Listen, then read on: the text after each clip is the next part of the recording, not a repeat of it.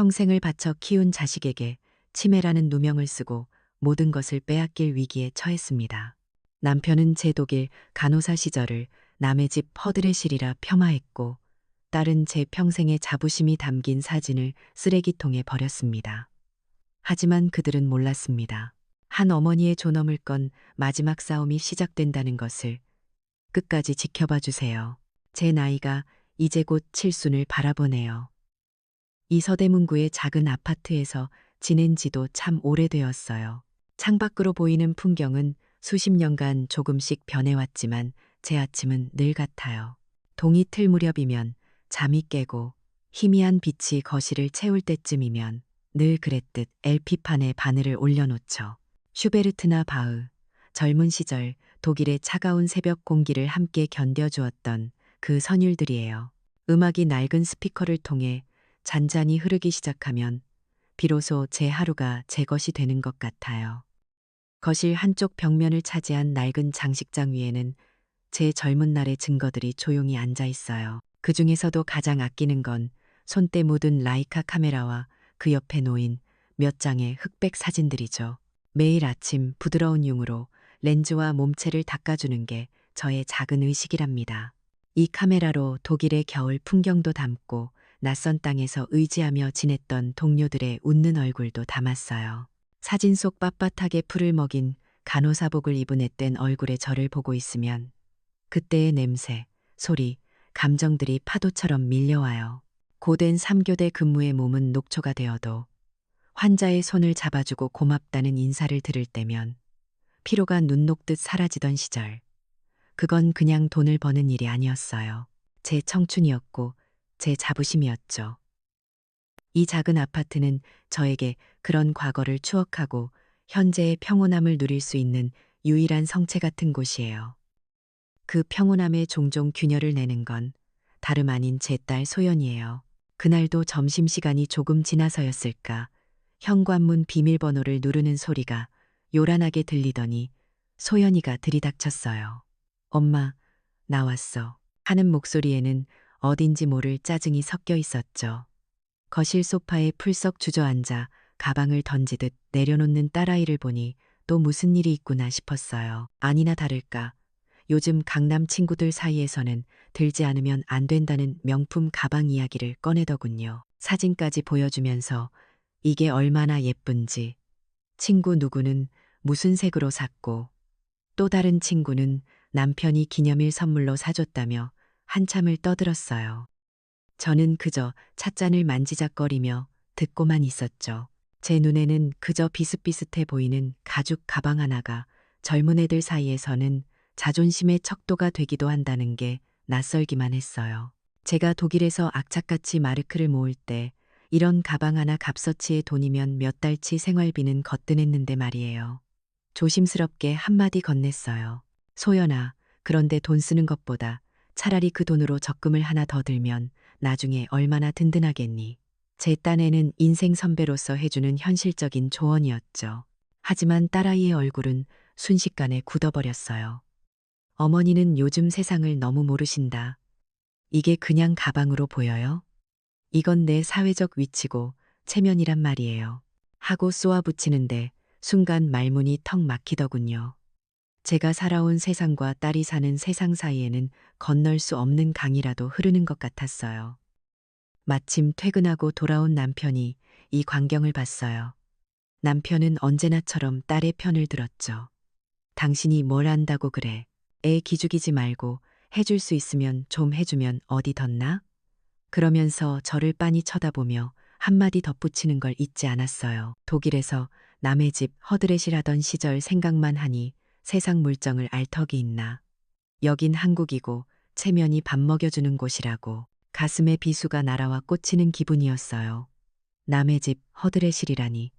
제 젊음과 자부심이 제 남편의 입에서 그렇게 초라한 단어로 전락해버리는 순간이었죠. 소연이는 자기가 이겼다는 듯 의기양양한 표정이었고요. 저는 더 이상 아무 말도 할 수 없었어요. 그저 침묵하는 것밖에는. 그날 저녁 남편과 딸은 작정이라도 한 듯 저를 거실 소파에 앉혔어요. 어머니, 요즘은 다 스마트폰으로 은행 업무 보는 거 아시죠? 저희가 편하게 해드리려고요. 소연이가 제 스마트폰을 가져가더니 이것저것 누르기 시작했어요. 남편은 옆에서 가만히 보고 배우기나 해. 시대에 뒤떨어지면 자식들만 고생이야. 하고 거들었죠. 작은 화면 안에 복잡한 용어들이 쉴 새 없이 나타났다 사라졌어요. 공인인증서니 OTP니 무슨 말인지 도무지 알아들을 수가 없었죠. 제가 천천히 좀 해봐라. 눈이 침침해서 잘 보이지도 않는다. 하고 말하면 소연이는 깊은 한숨을 내쉬었어요. 아, 엄마 정말 답답하네. 그냥 가만히 계세요. 알아서 해드릴 테니. 그들의 손가락은 너무나도 빨랐고 저는 그저 무력하게 지켜볼 수밖에 없었죠. 한참을 뚝딱거리던 딸이 제게 말했어요. 다 됐어요. 근데 이거 어머니 혼자 하시긴 너무 복잡하니까 비밀번호랑 인증서는 저희가 따로 저장해 놓고 관리해 드릴게요. 필요할 때마다 저희한테 말씀하세요. 남편은 그래, 그게 안전하겠다. 당신이 괜히 잘못 눌러서 돈이라도 날리면 어쩔 거야 하고 맞장구를 쳤어요. 저는 무언가 잘못되어 가고 있다는 불길한 느낌을 받았지만 그들의 논리 앞에서 아무런 반박도 할 수 없었어요. 그들은 저의 편의를 봐주는 것처럼 말했지만 그 눈빛과 말투 속에는 저를 더 이상 독립된 인격체로 보지 않는 듯한 마치 어린아이를 대하는 듯한 태도가 역력했거든요. 제 평생을 제 손으로 일구고 관리해왔던 삶의 통제권이 손가락 몇 번의 움직임으로 그들에게 넘어가는 순간이었어요. 그들이 돌아가고 난 뒤 집안에는 다시 무거운 침묵만이 남았어요. 어지러운 마음을 정리하려고 집안을 둘러보는데 문득 허전함이 느껴졌어요. 늘 그 자리에 있던 거실벽 중앙의 액자가 사라진 거예요. 제가 가장 아끼는 사진이었죠. 독일 병원 앞에서 저와 동료 간호사들이 눈처럼 새하얀 제복을 입고 환하게 웃고 있던 사진. 제 청춘의 가장 빛나는 순간을 담은 증표 같은 것이었는데 심장이 쿵 내려앉는 기분으로 집안을 뒤지기 시작했어요. 그리고 결국 베란다 구석에 놓인 쓰레기 봉투 안에서 그것을 발견하고야 말았어요. 액자는 산산조각이 나 있었고 소중한 사진은 무참히 구겨진 채 버려져 있었죠. 그 순간 낮에 소연이가 친구와 통화하며 무심코 내뱉던 말이 뇌리를 스쳤어요. 아니, 우리 집은 아니고 엄마 집. 칙칙하게 무슨 흑백 사진 같은 걸 걸어놔서 집안 분위기 다 망친다니까. 힘이 쭉 빠지면서 그 자리에 주저앉았어요. 이건 실수가 아니었어요. 가치관의 차이도 아니었죠. 이건 명백한 폭력이었어요. 제 삶의 역사와 자부심을 그들은 그저 집안 분위기를 망치는 칙칙한 쓰레기로 취급해버린 거예요. 지난 수십 년의 세월이 통째로 부정당하는 기분이었어요. 남편과 딸이 만든 평온했던 제 성체에 그렇게 처음으로 깊고 시린 균열이 생겨나고 있었어요. 그날 밤 저는 텅 빈 벽을 바라보며 아주 오랫동안 잠들지 못했답니다. 산산조각 난 액자와 구겨진 사진을 쓰레기통에서 꺼내들었을 때 제 세상의 시간은 잠시 멈췄어요. 손끝이 차갑게 식고 심장이 쿵하고 바닥으로 떨어지는 기분이었죠.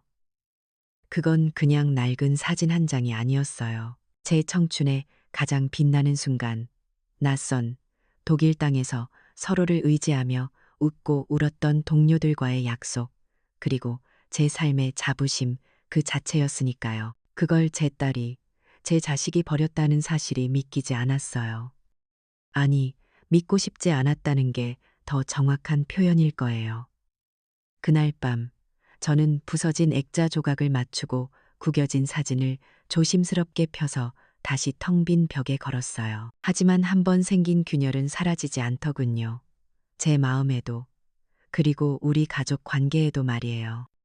그날 이후로 모든 것이 미묘하게 달라지기 시작했어요. 마치 잘 짜인 연극 무대에 저도 모르게 올라선 배우가 된 기분이었죠. 처음에는 아주 사소한 것들이었어요. 소연이가 주말에 찾아와서는 제 어깨를 주무르며 상냥하게 말하는 거예요. 어머니, 어제 저한테 백화점 상품권 주신다고 약속하셨잖아요. 친구 생일이라 오늘 꼭 사야 하는데 또 잊으셨네. 저는 그런 약속을 한 기억이 전혀 없었어요. 제 딴에는 기억력이 흐려졌나 싶어 미안한 마음에 지갑을 여러 돈을 꺼내 주었죠. 딸은 고맙다는 말과 함께 어머니 요즘 자꾸 깜빡깜빡 하시니까 중요한 약속은 꼭 메모해 두세요. 하는 걱정스러운 잔소리를 잊지 않았고요. 그런 일이 한두 번이 아니었어요. 어머니, 지난주에 이모님 댁에 보낼 반찬 저한테 맡기셨잖아요. 제가 잘 전달했어요. 저는 반찬을 만든 기억조차 없는데 말이에요. 이상한 일은 집안에서도 벌어졌어요. 아침마다 읽던 돋보기 안경이 사라져 한참을 찾게 만들거나 분명 서랍에 넣어둔 손톱깎이가 화분 뒤에서 발견되기도 했죠. 그럴 때마다 남편과 딸은 마치 기다렸다는 듯이 나타나 함께 찾아주며 혀를 찼어요. 어머니, 물건을 제자리에 두셔야죠. 이러다 정말 큰일 나겠네. 여보, 당신 정말 왜 이래? 정신 좀 차려봐. 그들의 걱정 어린 눈빛과 말투 속에서 저는 점점 더 혼란스러워졌어요. 정말 내 기억력에 문제가 생긴 걸까? 나도 모르는 사이에 내가 이상해진 걸까?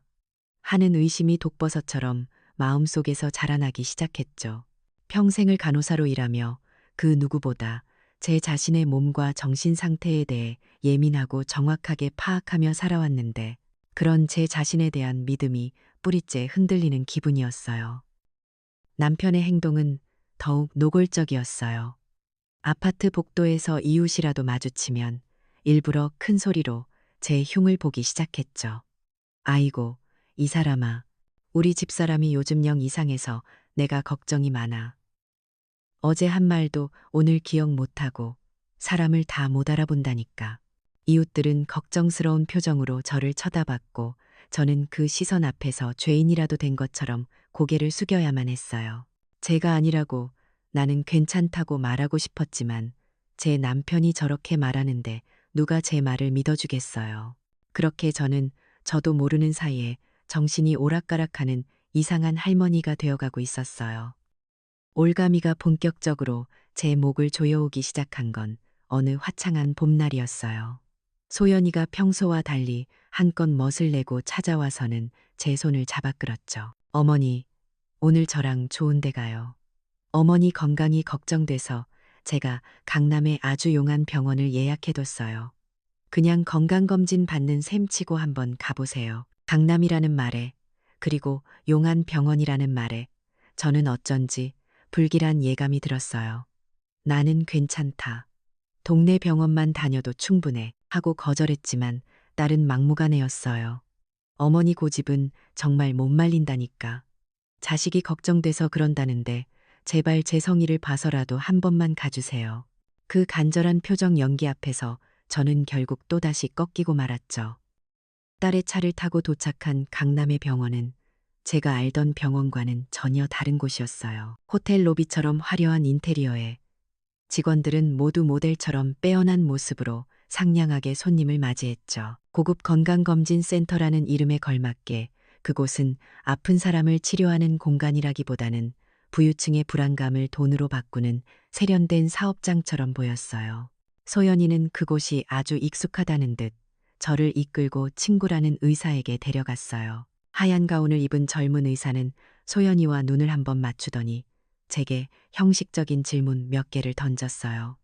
오늘 날짜가 며칠인지, 여기가 어디인지 같은 것들이었죠. 그리고는 간이 인지기능 검사라며 종이 몇 장을 내밀었어요. 똑같은 모양을 따라 그리라거나 몇 가지 단어를 외웠다가 다시 말해보라는 식의 간단한 검사였죠. 저는 평생을 병원에서 일한 사람이에요. 저런 검사가 환자의 심리 상태나 긴장도에 따라 얼마나 결과가 달라질 수 있는지 누구보다 잘 알아요. 낯선 환경과 딸의 감시 어린 눈초리 아래서 제 손은 미세하게 떨렸고 머릿속은 하얗게 비는 기분이었죠. 의사는 제가 망설이거나 조금이라도 틀릴 때마다 보란 듯이 펜으로 체크를 했어요. 모든 것이 너무나도 의도적으로 그리고 서둘러 진행되었어요. 잠시 후 의사는 소연이와 저를 함께 진료실로 불렀어요. 그는 제게는 눈길도 주지 않은 채 오직 소연이를 보며 심각한 표정으로 말했죠. 어머님께서 연세에 따른 인지 저하가 의심되는 소견을 보이시네요. 초기 치매일 가능성도 배제할 수 없으니 큰 대학병원에 가서 정밀 검사를 받아보시는 게 좋겠습니다. 청천벽력 같은 소리였어요. 제가 선생님, 저는 괜찮습니다. 조금 긴장해서 그런 겁니다. 하고 항의하려 했지만 소연이가 제 말을 막아섰어요. 어머니, 가만히 계세요. 의사 선생님 말씀을 들으셔야죠. 의사는 마치 연극의 마지막 대사를 읊듯 보호자인 소연이에게 앞으로 어떻게 해야 할지에 대해 한참을 설명했어요. 그 순간 저는 깨달았어요. 아, 이건 음모구나. 나를 병자로 만들어 무력화시키려는 치밀하게 짜인 각본이구나. 진료실을 나오는 내내 다리가 후들거려 제대로 걸을 수가 없었어요. 집으로 돌아온 뒤 저는 제 통장과 인감도장을 찾았어요. 더 이상 그들에게 제 삶의 통제권을 맡겨둘 수는 없다는 위기감이 들었기 때문이에요. 하지만 서랍이며 장롱이며 아무리 뒤져도 보이지 않았어요. 소연이에게 전화를 걸어 내 통장과 도장을 돌려달라고 말했죠. 수화기 넘어 딸의 목소리는 싸늘했어요. 어머니, 오늘 병원에서 의사 선생님 말씀 못 들으셨어요? 어머니는 이제 그런 거 관리하실 상태가 아니에요. 잃어버리시거나 사기라도 당하면 어쩌려고 그러세요. 제가 안전하게 보관하고 있으니 걱정 마세요. 제 재산을 제가 관리하겠다는데 딸은 저를 금치산자 취급했어요. 옆에 있던 남편이 전화를 빼앗아 들고는 소리쳤죠. 정신이 온전치 못한 사람이 어딜 감히 쌈짓돈을 쥐고 흔들려고 해. 당신은 이제 가만히 있어. 우리가 다 알아서 할 테니. 전화는 그렇게 일방적으로 끊겼어요. 그날 이후로 저는 제 집에서 유령 같은 존재가 되었어요. 모든 통제권을 잃어버린 채 그들이 주는 생활비로 하루하루를 연명해야 했죠. 제가 평생을 바쳐 이룬 모든 것들이 더 이상 제 것이 아니었어요. 더 무서운 것은 보이지 않는 감옥이었어요. 소연이는 자신의 SNS에 거의 매일같이 글을 올리기 시작했어요. 저는 볼 수 없었지만 가끔 안부 전화를 하는 동생을 통해 그 내용을 전해 들을 수 있었죠. 지친 표정의 셀카와 함께 나이 드신 부모님을 모시는 건 정말 힘든 일이야. 라는 글을 올리거나 오늘도 엄마가 나를 못 알아봐서 너무 속상했어. 같은 거짓말을 늘어놓았어요. 부모 부양, 딸이 숙명, 치매 가족 같은 해시태그를 달아서요. 친척들과 지인들은 모두 소연이를 천사 같은 효녀라고 칭찬했고 저에게는 동정의 시선을 보냈어요. 아무도 저에게 진실을 묻지 않았죠. 저는 저도 모르는 사이에 착한 딸의 등골을 빼먹는 자식 고생시키는 치매 노인이라는 주홍 글씨를 달게 된 거예요. 사회적으로 완전히 고립되어 버린 거죠. 그들이 만든 그 교묘한 프레임 안에서 제 목소리는 그 누구에게도 닿지 않았어요. 사소한 불편함으로 시작되었던 균열은 이제 제 기억과 판단력에 대한 자기의심으로 그리고 통제력을 상실한 무력감으로 마침내 배신감과 함께 다가오는 거대한 음모에 대한 공포로 변해 있었어요. 그들은 치매라는 이름의 감옥을 만들어 저를 그 안에 영원히 가두려 하고 있었던 거예요. 며칠을 뜬 눈으로 밤을 새웠는지 몰라요. 잠이 들어도 악몽에 시달렸죠. 끝이 보이지 않는 복도를 헤매거나 낯선 사람들이 저를 손가락질하며 수군거리는 꿈이었어요. 남편과 딸의 얼굴은 그림자처럼 저를 따라다녔고요. 그들이 만들어 놓은 치매라는 감옥은 생각보다 훨씬 더 견고하고 차가웠어요. 제 말은 더 이상 제 말이 아니었고 제 기억은 그들의 말 한마디에 쉽게 부정당했죠. 제 집이었던 이 공간은 이제 저를 감시하는 거대한 눈동자처럼 느껴졌고 저는 그 안에서 서서히 질식해가는 기분이었어요. 모든 것을 포기하고 싶다는 생각이 하루에도 몇 번씩 목구멍까지 차올랐어요. 이대로 그냥 그들이 원하는 대로 정신 나간 늙은이로 살다가 조용히 사라져버릴까. 그런 편이 차라리 더 쉬울지도 모른다고 생각했죠. 그러던 어느 비 오는 날 오후였어요. 창밖을 멍하니 바라보다가 문득 장롱 위에 놓인 낡은 이민 가방이 눈에 들어왔어요. 1960년대 제가 20살 남짓한 나이에 저 가방 하나만 들고 낯선 독일 땅을 밟았었죠. 지금의 남편과 결혼하면서 이 집에 들어온 이후로는 한 번도 열어보지 않았던 제 젊은 날의 유물 같은 거였어요. 마지막 지푸라기라도 잡는 심정이었을까요? 저는 의자를 밟고 올라가 끙끙거리며 그 먼지 쌓인 가방을 꺼내내렸어요. 삐걱거리는 잠금 장치를 열자 40년도 더 된 시간의 냄새가 훅 끼쳐왔죠. 조명 냄새와 오래된 종이 냄새가 뒤섞인 잊고 있던 과거의 향기였어요.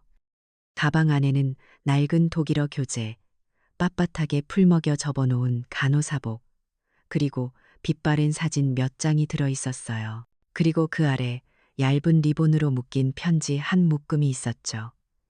푸른색 잉크로 빼곡히 채워진 서툰 한국말로 쓰인 편지들이었어요. 순간 제 심장이 멎는 것 같았어요. 까맣게 잊고 있었던 이름, 최준우. 당시의 법대생이었던 가난하고 병약했던 청년. 제가 일하던 병원 근처 허름한 하숙집에 살던 학생이었죠. 영양실조로 쓰러진 걸 제가 발견해서 병원으로 옮기고 몰래 병원 밥을 가져다 주며 돌봐주었던 기억이 희미하게 떠올랐어요. 편지를 한 장 한 장 떨리는 손으로 펼쳐 읽기 시작했어요. 존경하는 김은자 간호사님께 보내주신 음식 덕분에 제가 다시 기운을 차릴 수 있었습니다. 누님 덕분에 저는 오늘 무사히 학기를 마칠 수 있었습니다. 이 은혜는 평생 잊지 않겠습니다. 삐뚤빼뚤한 글씨체였지만 그 안에 담긴 진심은 세월의 덮개를 뚫고 제 가슴을 뜨겁게 울렸어요. 그 시절 저는 그저 아픈 사람을 돌보는 제 일을 했을 뿐이라고 생각했는데 그 작은 친절이 한 청년에게는 새로운 삶이었고 평생의 은혜였던 거예요. 남편과 딸에게 남의 집 허드레실이라고 폄하당했던 제 과거가 이 낡은 편지들 속에서 다시 찬란하게 빛나고 있었어요. 사람을 살리고 돌보던 존경받던 전문인이었던 제 모습이 눈앞에 어른거렸죠. 저는 편지들을 부둥켜 안고 한참을 소리내어 울었어요. 그건 절망의 눈물이 아니었어요. 잊고 있던 제 자신을 되찾은 뜨거운 회복의 눈물이었죠. 울고 나니 정신이 번쩍 들었어요. 이대로 무너질 수는 없다는 오기가 생겼죠. 최준우, 그 학생은 지금쯤 어떻게 살고 있을까? 저는 희미한 기억을 더듬어 며칠 전 소연이가 제멋대로 설치해놓고 간 노트북을 켰어요. 평소에는 거들떠보지도 않던 기계였지만 지금은 절박했죠. 더듬거리는 손으로 검색창에 최준우 변호사라고 쳐넣었어요. 수많은 이름들 사이에서 제 눈에 익은 얼굴이 들어왔어요. 사진 속 그는 어느덧 중후한 신사가 되어 있었지만 그 선한 눈매만은 예전 그대로였죠. 인권 변호사, 법무법인 대표, 서울 서초동에 위치한 최고 수준의 로펌 대표라는 설명이 이어졌어요. 가슴이 쿵쾅거리기 시작했어요. 수화기를 들고 전화번호를 누르는 손가락이 사시나무처럼 떨렸어요. 몇 번의 연결음 끝에 차분한 비서의 목소리가 들렸고 저는 용기를 내어 제 이름을 말했어요. 저 김은자라고 하는데요. 최준우 변호사님과 통화를 하고 싶어서요. 잠시 침묵이 흘렀어요. 이제 와서 나를 기억이나 할까, 괜한 짓을 하는 건 아닐까, 수만 가지 생각이 머리를 스쳐 지나갔죠. 그때였어요. 수화기 너머에서 잠시 웅성이는 소리가 들리더니 낯익은 듯하면서도 훨씬 깊어진 중후한 목소리가 들려왔어요. 누님, 저 준우입니다. 이제야 연락 주셨네요. 그 한마디에 지난 며칠간 저를 짓누르던 모든 공포와 절망이 눈 녹듯 사라지는 기분이었어요. 무슨 일이시든 제가 다 해결해 드리겠습니다. 그 목소리에는 흔들림 없는 확신과 따뜻함이 담겨 있었죠. 그 통화는 단순한 법률 자문을 약속받는 것 이상이었어요. 잃어버렸던 제 존엄성과 가치를 세상이 다시 인정해 주는 것 같은 순간이었으니까요. 며칠 뒤 저는 평생 가본 적 없는 서초동이라는 곳에 갔어요. 높은 빌딩들 사이에서도 유독 위험 있어 보이는 건물에 최 변호사의 사무실이 있었죠. 그의 사무실은 성공한 법조인의 품격을 고스란히 보여주었지만 그는 40년 전 제가 기억하던 그 가난한 고학생의 겸손함을 그대로 간직하고 있었어요. 그는 제 이야기를 듣는 내내 분노와 슬픔이 뒤섞인 표정을 감추지 못했어요. 이야기가 끝나자 그는 책상을 주먹으로 내리치며 분노했죠. 어떻게 가족이라는 사람들이 누님께 이런 짓을. 이건 명백한 범죄입니다. 그의 분노는 오롯이 저를 위한 것이었고 저는 그 앞에서 다시 한번 뜨거운 눈물을 흘렸어요. 그는 즉시 법적인 대응 계획을 세우기 시작했어요. 하지만 그 전에 제게 한 가지를 제안했죠.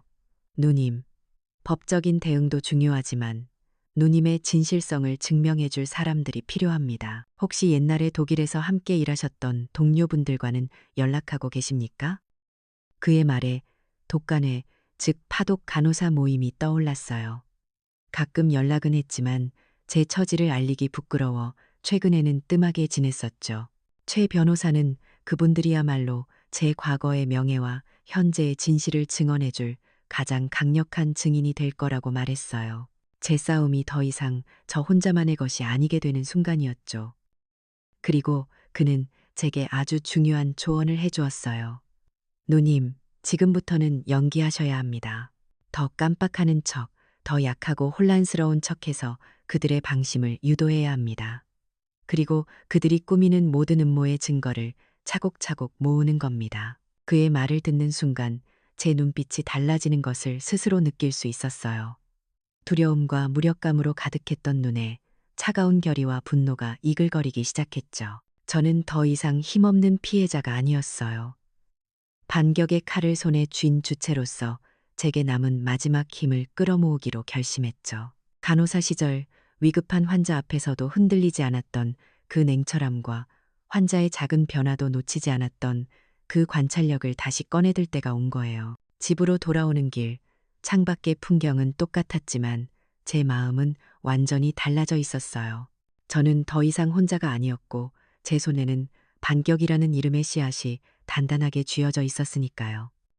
최준우 변호사님을 만나고 집으로 돌아온 이후 제 세상은 겉으로는 똑같았지만 속으로는 완전히 뒤바뀌었어요.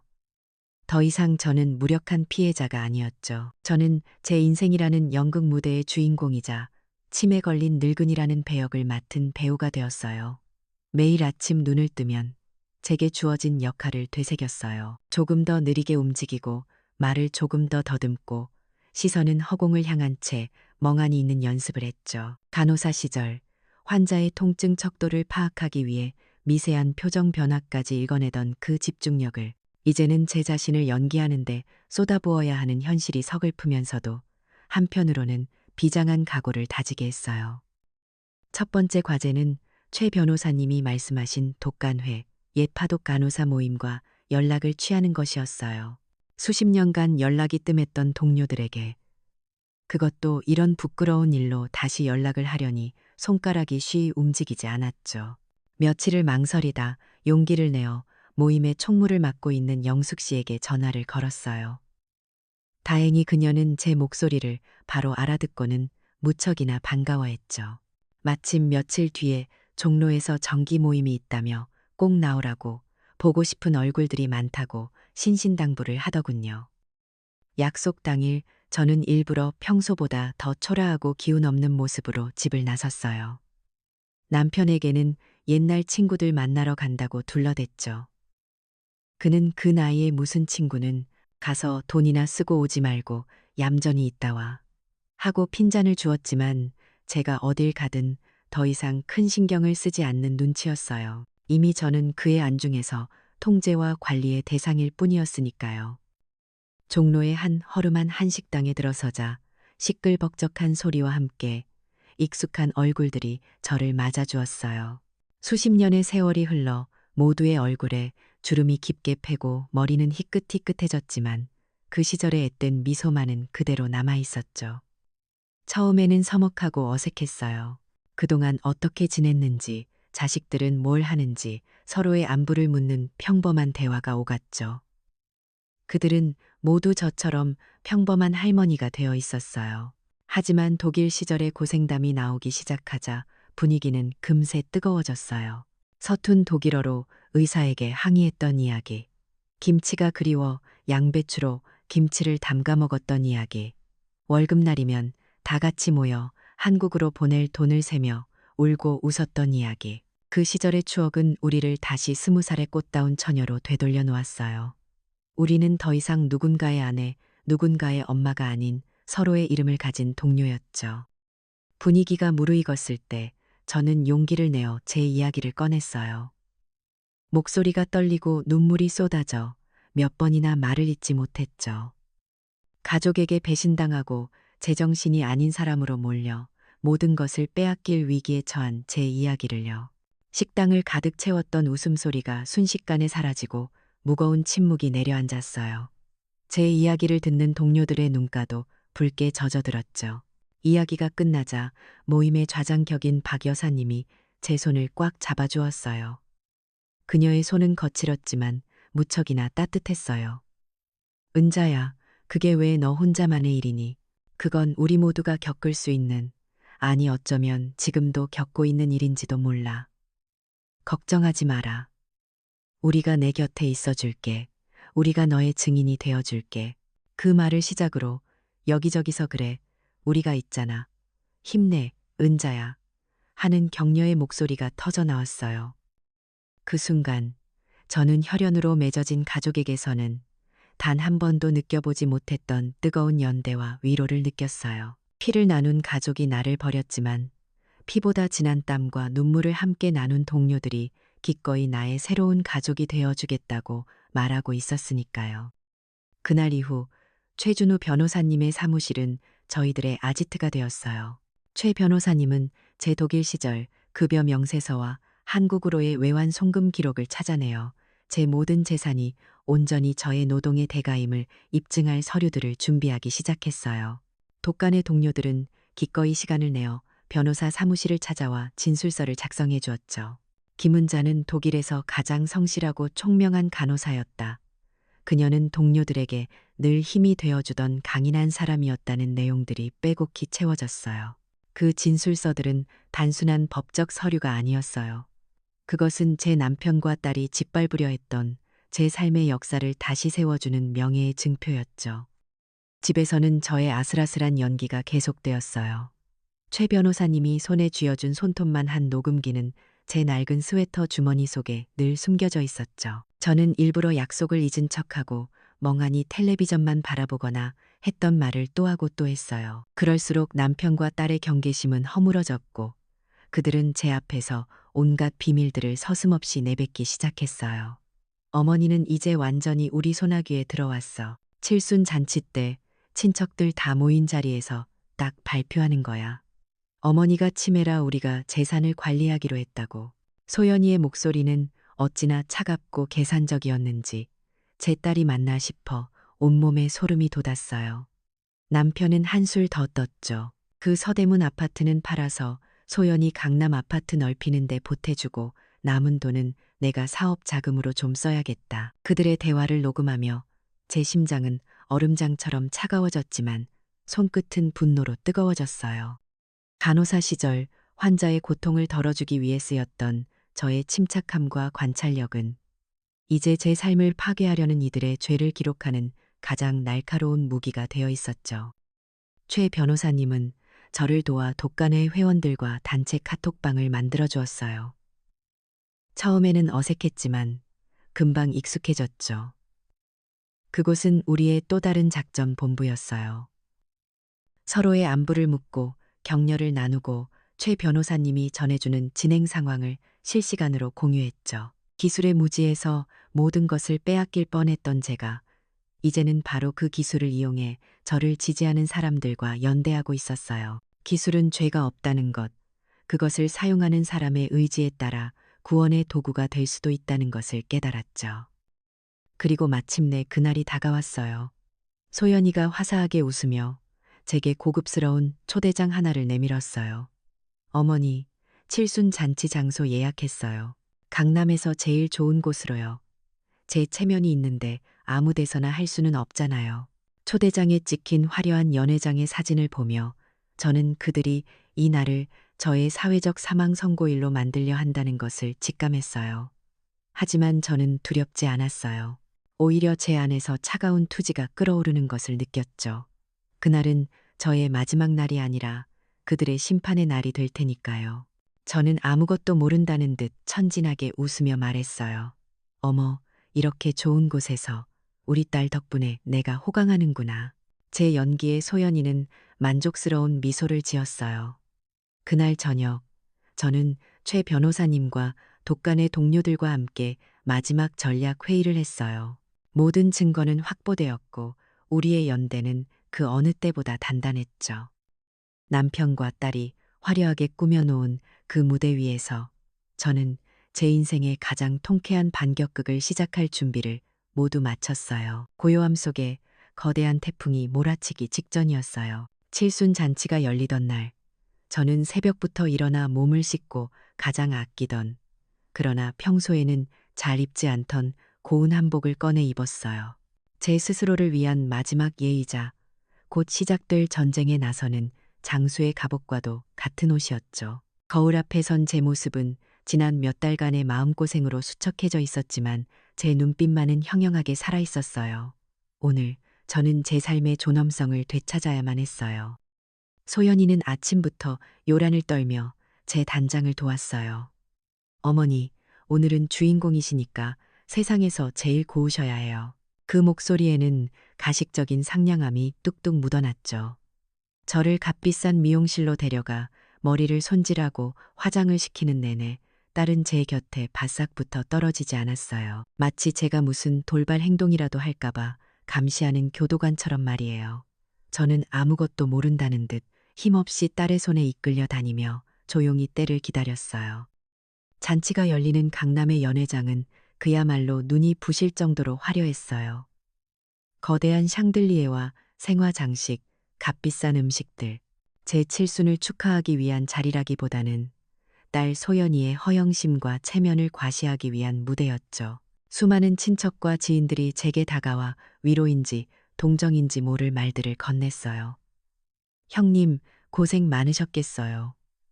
그래도 따님이 저렇게 효년이 얼마나 든든하세요. 그들의 눈빛 속에서 저는 이미 스스로를 거두지 못하는 불쌍한 노인일 뿐이었죠. 남편과 딸은 그런 시선들을 즐기며 제 양팔을 단단히 붙들고는 마치 저를 부축하는 것처럼 연기했어요. 저는 그들의 소나기에 붙들린 인형처럼 텅 빈 눈으로 미소만 짓고 있었죠.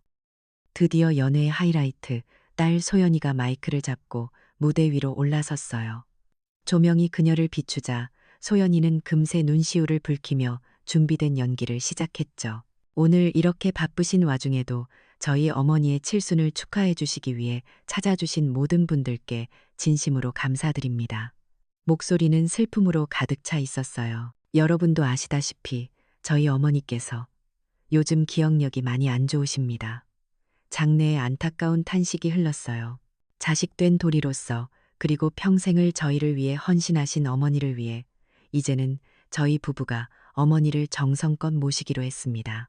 어머니의 재산 또한 저희가 안전하게 관리하여 어머니의 노후를 편안하게 해드리려 합니다. 그 말이 끝나자마자 남편은 제 어깨를 감싸 안으며 고개를 숙였고 하객들은 효심지극한 자식들이라며 박수를 보냈어요. 모든 것이 그들이 짜놓은 각본대로 완벽하게 흘러가고 있었죠. 바로 그때였어요. 연회장의 육중한 문이 소리 없이 열리고 단정하지만 기품 있는 정장 차림의 최준우 변호사님이 당당한 걸음으로 들어섰어요. 갑작스러운 그의 등장에 사회자가 당황하며 누구냐고 물었죠. 최 변호사님은 사회자에게서 자연스럽게 마이크를 건네받아 무대 중앙으로 걸어 나왔어요. 장내의 모든 시선이 그에게로 쏠렸죠. 그는 잠시 숨을 고르더니 낮지만 힘 있는 목소리로 입을 열었어요. 안녕하십니까. 저는 오늘 이 잔치의 주인공이신 김은자 여사님의 법률 대리인 최준우 변호사입니다. 법률 대리인이라는 말에 장내가 술렁이기 시작했어요. 남편과 딸의 얼굴은 하얗게 질려갔죠. 그리고 오늘 이 자리는 칠순을 축하하는 기쁜 자리가 아닙니다. 저기 무대 아래 앉아 계신 두 사람이 자신의 어머니이자 아내인 김은자 여사님의 재산을 강탈하기 위해 벌인 추악한 사기극의 마지막 무대입니다. 그의 말이 폭탄처럼 연회장을 뒤흔들었어요. 모든 소음이 멎고 숨막히는 침묵이 흘렀죠. 남편이 벌떡 일어나 당신 누군데 와서 행패야. 경비원 불러. 하고 소리쳤지만 최 변호사님은 눈 하나 깜짝하지 않았어요. 그는 연회장 뒤편의 대형 스크린을 손으로 가리켰어요. 지금부터 진실을 보여드리겠습니다. 스크린이 환하게 켜지자 익숙한 목소리가 흘러나왔어요. 제 주머니 속 작은 녹음기가 담아냈던 남편과 딸의 목소리였죠. 어머니는 이제 완전히 우리 소나기에 들어왔어. 칠순 잔치 때 친척들 다 모인 자리에서 딱 발표하는 거야. 그 서대문 아파트는 팔아서 내 강남 아파트 넓히는데 보태고 남은 돈은 아버지가 사업 자금으로 쓰세요. 그들의 탐욕스럽고 잔인한 계획이 그들 자신의 목소리로 연회장 전체에 생생하게 울려 퍼졌어요.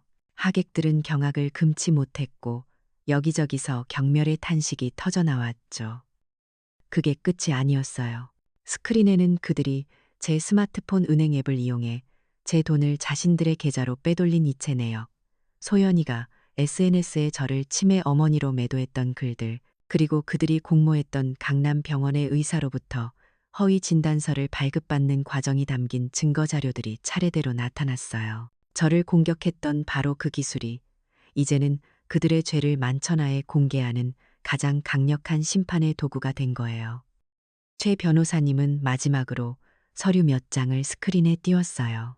그것은 제가 독일에서 받았던 급여 명세서와 한국으로 돈을 보냈던 외환, 송금 기록이었죠. 그는 제 재산이 단 한 푼의 도움 없이 오직 제가 낯선 땅에서 피땀 흘려 번 돈으로 이루어졌음을, 그리고 남편과 딸은 평생을 그 돈에 기생하여 살아왔음을 명백한 자료로 증명했어요. 그는 말을 마친 뒤 무대 아래로 내려와 넋이 나간 채 굳어있는 남편과 딸에게 다가갔어요.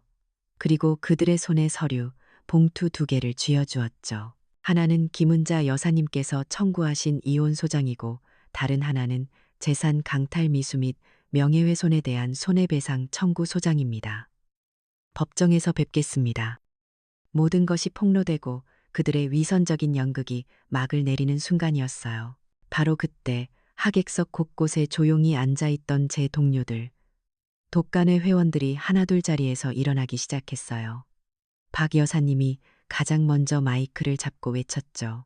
김은자는 내가 아는 사람 중에 가장 강하고 총명한 사람이었습니다. 우리는 독일에서 서로를 의지하며 청춘을 바쳤고 그녀는 언제나 우리 모두의 자랑이었습니다. 저런 파렴치한 자들에게 저 친구의 명예를 더럽히도록 내버려 두지 않겠습니다. 그녀의 외침을 시작으로 다른 동료들도 저마다의 목소리로 저를 변호하고 증언하기 시작했어요. 그것은 더 이상 저 한 사람의 싸움이 아니었어요. 한 시대를 꿋꿋하게 살아온 모든 여성들의 명예를 회복하기 위한 뜨거운 외침이었죠. 남편과 딸은 이제 아무 말도 하지 못했어요. 그토록 중요하게 생각했던 친척들과 지인들의 경멸과 혐오가 가득한 시선을 온몸으로 받으며 완전히 무너져 내렸죠. 그들의 체면은 산산조각나 바닥에 나뒹굴고 있었어요. 저는 조용히 자리에서 일어났어요. 더 이상 누구의 부축도 필요 없었죠. 제 허리는 꼿꼿했고 제 걸음은 당당했어요. 저는 무너져 내린 두 사람을 증오나 연민이 아닌 아주 차갑고 조용한 눈으로 한번 쳐다본 뒤 아무 말 없이 돌아섰어요.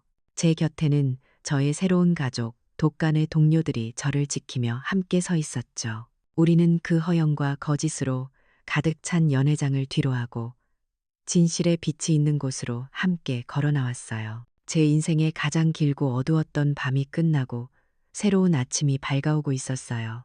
그 허영과 거짓으로 가득 찼던 연회장을 걸어 나온 순간 강남의 밤 공기는 유난히 차갑고 상쾌하게 느껴졌어요. 제 곁에는 피를 나눈 가족 대신 수십 년의 세월을 뛰어넘어 다시 만난 동료들이 함께 걷고 있었죠. 우리는 아무 말 없이 서로의 얼굴을 바라보며 희미하게 웃었어요. 그 미소 하나로 우리는 지난 모든 고통과 앞으로 나아갈 용기를 나누고 있었어요. 제 인생의 가장 길고 혹독했던 싸움이 끝난 거예요. 이혼과 손해배상 소송은 최준우 변호사님 덕분에 일사천리로 진행되었어요. 제가 수십 년간 모아온 증거들과 칠순 잔치에서 확보된 결정적인 증거들 앞에서 남편과 딸은 더 이상 어떠한 변명도 할 수 없었죠. 법정은 저의 완전한 승리를 선언했고 저는 제 이름으로 된 모든 재산을 온전히 되찾았어요. 법적으로 그들과 완벽한 남이 되는 날, 저는 마지막으로 두 사람을 변호사 사무실에서 만났어요. 모든 것을 잃은 그들의 모습은 불과 몇 달 전과는 완전히 다른 사람이 되어 있었죠. 남편의 오만함은 온데간데 없었고 딸의 화려했던 모습은 초라하게 발해 있었어요. 그들은 제 앞에 무릎을 꿇고 눈물을 흘리며 용서를 빌었어요. 잘못했다고 한 번만 기회를 달라고 애원했죠. 그 모습을 보는 제 마음은 이상하리만치 평온했어요. 분노도 연민도 아니었어요.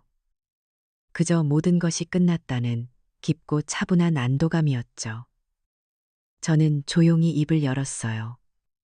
너희를 용서할 수는 없단다. 내가 받은 상처는 너희의 눈물 몇 방울로 사라질 수 있는 게 아니니까.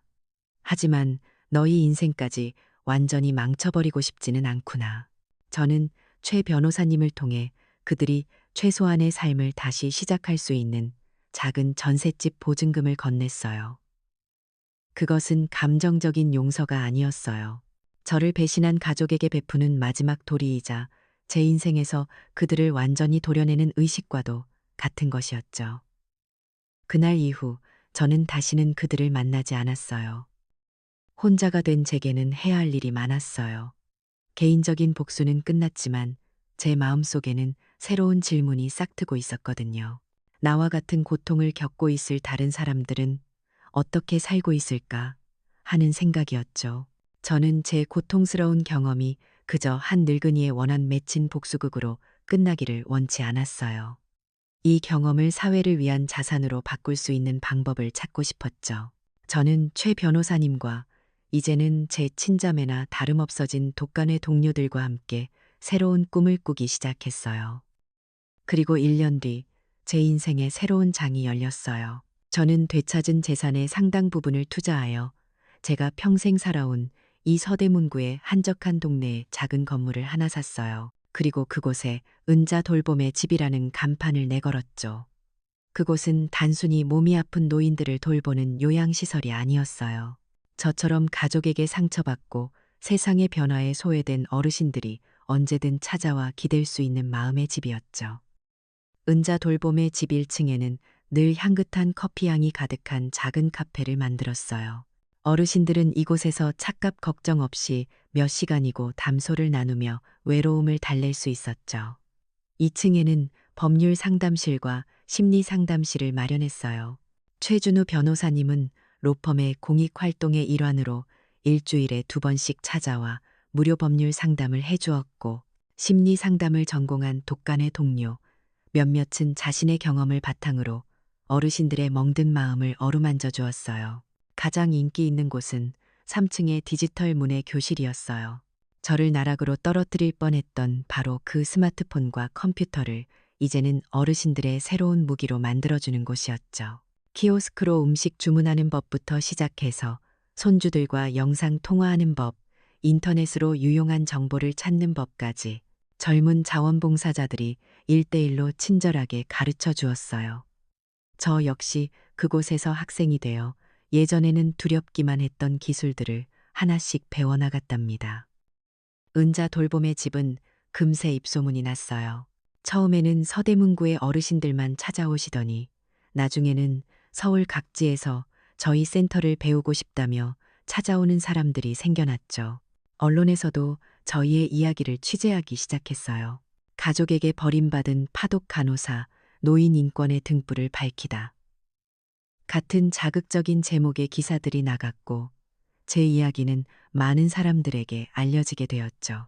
처음에는 부끄럽고 두려웠지만 저는 용기를 내어 카메라 앞에 섰어요. 제 개인적인 아픔을 드러내는 것이 결국에는 더 많은 사람들을 구할 수 있는 길이라고 믿었으니까요. 그러던 어느 날 국회로부터 연락이 왔어요. 노인인권보호법 개정을 위한 공청회에 참고인으로 출석하여 증언을 해달라는 요청이었죠. 태어나서 처음으로 서보는 그 엄숙한 자리에서 저는 떨리는 목소리로 제 이야기를 담담하게 풀어나갔어요. 가족에게 어떻게 배신당했는지, 사회적 편견과 제도의 허점이 어떻게 한 사람의 인생을 파괴할 수 있는지, 그리고 우리가 왜 노년의 존엄성을 지키기 위해 노력해야 하는지를요. 제 증언이 끝나자 장내에서는 뜨거운 박수가 터져 나왔어요. 한 개인의 고통스러운 외침이 이제는 우리 사회의 법과 제도를 바꾸는 작은 씨앗이 되는 순간이었어요. 센터에는 늘 젊은 사회복지사들과 대학생 자원봉사자들의 활기가 넘쳐났어요. 저는 그들에게 제 오랜 간호 경험에서 우러나온 지혜들을 아낌없이 나눠주었죠. 환자의 말을 끝까지 들어주는 법, 약을 건네는 손길에 따뜻한 마음을 담는 법, 죽음을 앞둔 이의 존엄성을 지켜주는 법 같은 것들이요. 젊은 친구들은 제 이야기를 진심으로 존중하고 귀담아 들었어요. 그리고 동시에 제게 그들의 문화를 가르쳐 주었죠. 요즘 유행하는 노래를 알려주기도 하고 재미있는 인터넷 동영상을 보여주며 함께 웃기도 했어요. 그렇게 세대의 벽은 자연스럽게 허물어졌고 우리는 서로에게 배우고 성장하는 이상적인 동료이자 친구가 되었어요. 이제 제 하루는 더 이상 외롭거나 두렵지 않아요. 아침에 눈을 뜨면 저는 제가 있어야 할 곳, 저를 필요로 하는 사람들이 있는 은자 돌봄의 집으로 향해요. 이야기의 마지막 장면을 쓴다면 아마 이런 풍경이 아닐까 싶어요. 맑게 갠 오후, 저는 센터 옥상에 가꾼 작은 텃밭에서 젊은 직원들과 함께 허브를 가꾸고 있어요. 로즈마리와 라벤더의 향긋한 냄새가 바람을 타고 퍼져나가고 아이 같은 웃음소리가 옥상을 가득 채우죠. 제 얼굴에는 과거의 상처가 남긴 그늘 대신 평온하고 충만한 미소가 가득해요. 저는 제게 주어진 고통을 더 큰 사랑과 사회적인 기여로 승화시켰어요. 혈연으로 맺어진 가족에게서는 끝내 얻지 못했던 진정한 행복과 존중을 저는 제가 직접 만든 이 새로운 공동체 안에서 마침내 찾았답니다. 그것이야말로 제 인생의 가장 완벽한 해피엔딩이 아닐까요? 사이타 든자 씨의 이야기는 우리에게 진정한 가족의 의미는 피로 맺어지는 것이 아니라 어려울 때 곁을 지켜주는 마음으로 만들어진다는 것을 보여줘요. 사이트 121 사이트 스타트 개인의 용기 있는 행동이 자신을 구원할 뿐만 아니라 더 나아가 사회에 긍정적인 유산을 남기는 씨앗이 될 수 있다는 희망을 발견하게 되죠. 사이트 34, 35